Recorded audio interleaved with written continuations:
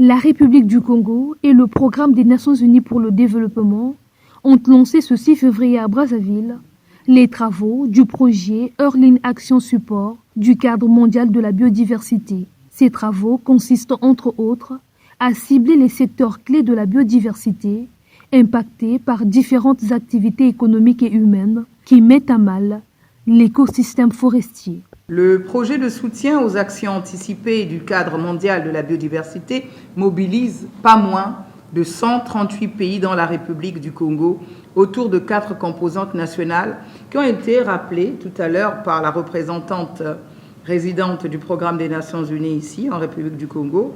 J'aimerais tout simplement les survoler, l'alignement des stratégies et de plans d'action nationaux de la biodiversité et ou les objectifs nationaux de biodiversité dans le cadre mondial de la biodiversité, les évaluations des systèmes de suivi nationaux et développement de plans d'action de suivi, l'alignement également et révision des politiques et des institutions pour atteindre la cohérence avec le cadre mondial de la biodiversité et enfin, les activités liées au financement de la biodiversité.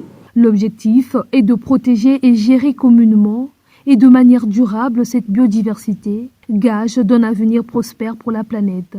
S'inscrivant dans l'agenda climat du Congo, le projet EAS, plateforme nationale d'appui préliminaire à la mise en œuvre des actions du Coming Montréal, est une invite à vivre dans une parfaite harmonisation avec la nature. Celui-ci bénéficie de l'appui technique et financier de plusieurs partenaires, au nombre desquels le PNUD.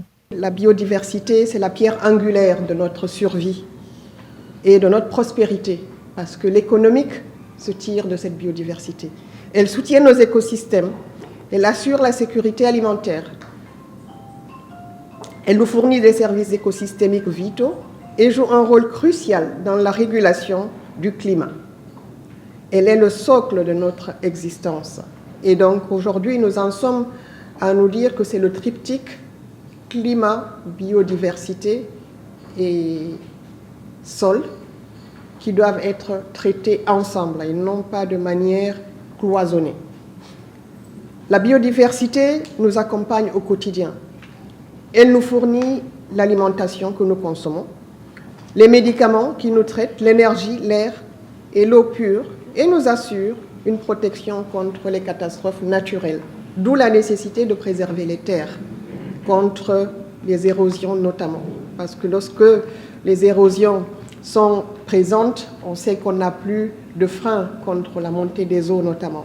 Cet atelier consacré au lancement du projet Earling Action Support du cadre mondial de la biodiversité durera 3 jours.